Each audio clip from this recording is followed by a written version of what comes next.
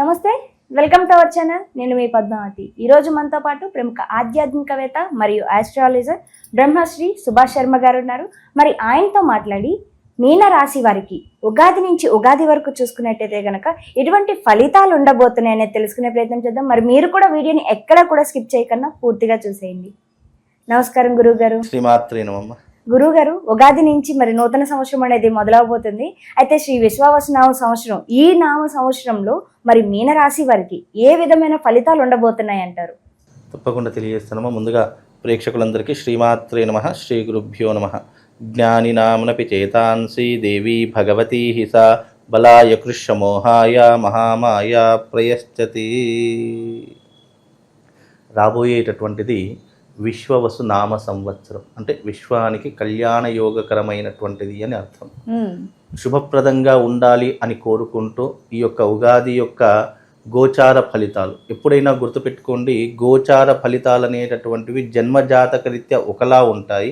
అలాగే సంవత్సర కాలంలో మనం చెప్పుకునేటటువంటి గోచార ఫలితాల లెక్కలు ఒకలా ఉంటాయి. అంటే చంద్రుడి నుంచి ఎవరి రాశి ఏ రకంగా ఉంటుంది, శుభ ఫలితాలు ఉన్నాయా, అశుభ ఫలితాలు ఉన్నాయా, మధ్యమ ఫలితాలు ఉన్నాయా అనేటటువంటి గోచార ఫలితాల్లో గురువు యొక్క సంచారాన్ని బట్టి నిర్ణయం చేయడం జరుగుతుంది.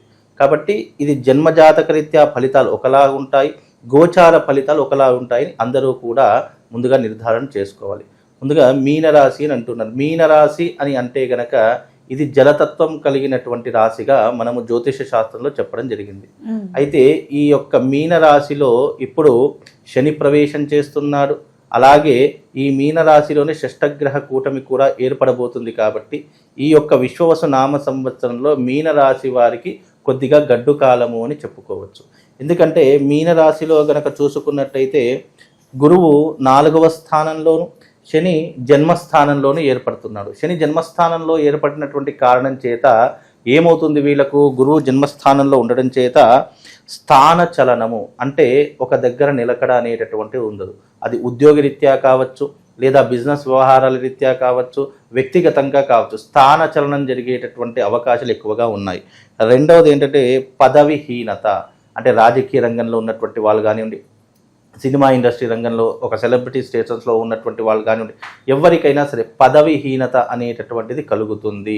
అంటే ఎప్పుడైనా గుర్తుపెట్టుకుని, పదవిహీనత అనేటటువంటి కేవలం రాజకీయ రంగానికి ముడిపడి పెట్టడం కాకుండా, పదవి అనేటటువంటిది ఒక సెలబ్రిటీ స్టేటస్ ఉండవచ్చు, లేదా ఉన్నతమైనటువంటి అధికారం ఉండవచ్చు, లేదా ఈ సమాజంలో గౌరవ మర్యాదలతో బ్రతికిండేటటువంటి వారు కావచ్చు. ఇలాంటి వారు ఎవరికైనా సరే పదవిహీనత లేదా ఈ యొక్క అవమానాలు ఎక్కువగా జరిగేటటువంటి అవకాశాలు కనిపిస్తూ ఉన్నాయి. ముఖ్యంగా వీళ్లకు స్త్రీ యొక్క వ్యవహారం వల్ల కొన్ని ఇబ్బందులు కలుగుతాయి. అంటే వీళ్ళ జీవితంలో మీనరాశి వారికి స్త్రీ వలన కొద్దిగా ఇబ్బందులు కలిగేటటువంటి సూచనలు కనిపిస్తున్నాయి. అంటే గురుగారు, ఇది పురుషుల్లోనా లేకుంటే స్త్రీలు మీనరాశిలో ఉన్న వారికి అయితే ఎదుటి స్త్రీ పురుషులకు ఎవరికైనా గోచార ఫలితాలు ఒకేలా ఉంటాయి. కాకపోతే అందులో 90% ఒకేలా ఉంటాయి. 10% స్త్రీలకు కొద్దిగా మార్పు చేర్పులు జరిగేటటువంటి అవకాశాలు మాత్రం ఏర్పడతాయి. 90% అదే రకమైనటువంటి ఫలితాలు ఇద్దరికీ కూడా ఉంటాయి. ఇప్పుడు పురుషులకు స్త్రీ వలన ఎలాగైతే ఇబ్బందులు అని చెప్పామో, స్త్రీ వలన పురుషులకు కూడా అదే రకమైనటువంటి ఇబ్బందులు ఏర్పడతాయి అనేటటువంటిది మీరు ఆలోచన చేసుకోవాలి. అలాగే వీళ్ళకు ప్రయాణాలు అధికంగా చేస్తూ ఉంటారు, డబ్బు అధికంగా ఖర్చు చేస్తూ ఉంటారు. సంపాదించేటటువంటిది 10 రూపాయలు అయితే ఖర్చు పెట్టేటటువంటి విధానాలు 15 రూపాయలు ఉంటాయి. అంటే సంపాదన తక్కువగా ఉంటుంది, ఖర్చు ఎక్కువగా ఉండేటటువంటి అవకాశాలు ఎక్కువగా ఉంటూ ఉంటాయి. అందులోనూ వీళ్ళకు స్త్రీ చలన వ్యయము ఎక్కువగా ఉంటుంది. స్త్రీ వలన వీళ్ళకు డబ్బు అధికంగా ఖర్చు అయ్యేటటువంటి అవకాశాలు ఎక్కువగా కనిపించేటటువంటి లక్షణాలు ఉంటాయి. అందులోనూ శని జన్మస్థానంలో సంచరిస్తున్నాడు. శని జన్మస్థానంలో సంచరించడం కారణం చేత, జన్మస్థానంలో శని సంచారం ఎలా ఉంటుంది అని అంటే గనక 1లో శని ఉంటే ఆ సమయాన్ని జన్మశని అని అంటారు. వీళ్ళకు జన్మశనియే నడుస్తూ ఉంటుంది. కనుక జన్మశని ఉన్నటువంటి కారణం చేత ఈ సమయంలో భార్యతో కానీ, కుటుంబ సభ్యులతో కానీ, లేదా బంధువులతో కానీ విరోధములు ఏర్పడేటటువంటి అవకాశము, లేదా వాళ్ళిద్దరి మధ్య వైరం ఏర్పడేటటువంటి అవకాశాలు చాలా ఎక్కువగా కనిపిస్తూ ఉంటాయి. కనుక కుటుంబ వ్యవహారాదుల్లో కానీ, భార్యతో కానీ చాలా జాగ్రత్తగా వ్యవహరించాలి. అలాగే వీళ్ళకు బంధువులకు నష్టం ఏర్పడేటటువంటి అవకాశం కూడా ఏర్పడుతుంది. అలాగే ప్రమాదాలు, అంటే ఎలాంటి ప్రమాదాలు, రోడ్డు యాక్సిడెంట్లు జరగడం కానీ, లేదు అని అంటే గనక ఈ యొక్క శరీర సంబంధమైనటువంటి ఇబ్బందులు జరగడం కానీ, అంటే శని ప్రాణకారకుడు అని జాతకంలో చెప్పడం జరిగింది. శని ప్రాణకారకుడు కాబట్టి వ్యాధి రూపంలో కానీ, లేదా రోడ్డు ప్రమాదాల రూపంలో కానీ, లేదా డబ్బు రూపంలో కానీ ఎప్పటికప్పుడు కష్టాన్ని, శరీరానికి కష్టాలు కలిగిస్తాడు, మానసిక జీవితానికి కూడా కష్టాలు కలిగిస్తాడు. కాబట్టి ఆ విషయంలో కాస్త జాగ్రత్తగా ఉండాలి. అందులోనూ అనారోగ్యము, మనశ్చింత ఎక్కువగా ఉంటుంది. అనారోగ్య పరిస్థితులు ఎక్కువగా ఏర్పడుతూ ఉంటాయి. మానసిక ప్రశాంతత అనేటటువంటిదే కరువైపోతుంది. అలాగే ఈ మీనరాశిలో ఈ యొక్క సంవత్సరము 29వ తారీఖు రోజున శిష్టగ్రహ కూటమి కూడా ఏర్పడుతుంది. కాబట్టి వీళ్ళ మీద కాస్త తీవ్రమైనటువంటి ప్రభావం అనేటటువంటిది కనిపిస్తుంది. అందులోనూ రాహువు కూడా తృతీయ స్థానంలోనే ఉన్నాడు. అలాగే కేతు 9వ స్థానంలో ఉన్నాడు, భాగ్యంలో ఉన్నాడు. కనుక భాగ్యంలో 9వ స్థానంలో కేతు సంచారం వల్ల కొంతవరకు మేలు జరిగేటటువంటి అవకాశం ఉంటుంది.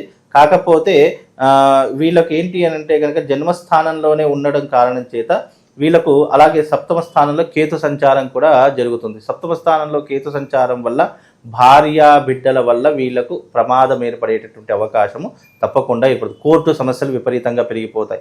పోలీస్ స్టేషన్ వ్యవహారాదులు కూడా విపరీతంగా పెరిగిపోతాయి. మళ్ళీ వీళ్ళకు ఉన్నటువంటి మానసిక స్థైర్యాన్ని కోల్పోయేటటువంటి అవకాశం కూడా ఏర్పడుతుంది. కాబట్టి మీనరాశి వారు కాస్త జాగ్రత్తగా ఉండాలి.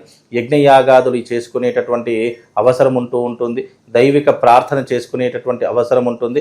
కనుక కాస్త జాగ్రత్తగా ఉండేటటువంటి ప్రయత్నం చేయండి. అలాగే ఈ యొక్క మీనరాశి వారికి కనుక చూసుకుంటే ఆదాయ వ్యయాలు కనుక చూసుకుంటే అయితే వీళ్ళకు ఆదాయం అనేటటువంటిది 5% ఉంటుంది. అలాగే వ్యయము 5 అంటే ఖర్చు కూడా 5% ఉంటుంది. అలాగే రాజపూజ్యము అంటే గౌరవించేటటువంటి వారు 3 ఉన్నారు, అవమానించేటటువంటి వారు 1 ఉన్నారు. అంటే గౌరవ మర్యాదలకు ఎలాంటి భంగం ఉండదు. అవమానించేటటువంటి వారు 1, 2 వీళ్ళ జీవితంలో ఉంటూ ఉంటారు. కనుక రాజపూజ్యము, రాజ్య అవమానము సమపాలనలో ఉంటుంది. కాబట్టి ఇది కొద్దిగా వ్యక్తిగతంగా కాస్త జాగ్రత్తగా తీసుకుంటే సరిపోతుంది. అన్ని రంగాల వారికి బాగుండాలి అని చెప్పి అమ్మవారిని మనస్ఫూర్తిగా కోరుకుంటున్నానమ్మా. అయితే గురువు గారు, నూతనంగా వివాహం చేసుకోవాలి అనుకున్న వారికి కావచ్చు, లేకుంటే వివాహం కోసం ఎప్పటి నుంచో ప్రయత్నిస్తున్నప్పటికీ ఫలించిన వారు కావచ్చు, ఎక్కువ మంది ఉంటూ ఉంటారు. మరి ఇటువంటి వారికి ఈ నూతన సంవత్సరంలో మరి వివాహం చేసుకోవడానికి అవకాశాలు ఏమైనా కలుగుతాయి అంటారా? ఇప్పుడున్నటువంటి వ్యవహార రీత్యా ఈ విశ్వవసునామ సంవత్సరంలో వివాహాలు ఆలస్యమయ్యేటటువంటి అవకాశాలు జరుగుతూ ఉంటాయి. అలాగే ఎన్ని సంబంధాలు చూసినా కూడా అవి వ్యక్తిగతంగాను, లేదు అనంటే ఇంకో ఇతర కారణాల వల్ల దూరం అయిపోయేటటువంటి లక్షణాలు ఏర్పడతాయి. అంటే 99 సంబంధాలు చూస్తే అందులో ఏదో ఒక సంబంధం అనేటటువంటిది జరిగేటటువంటి అవకాశం ఉంటుంది. అంటే చాలా తక్కువ శాతం ఉంటుంది.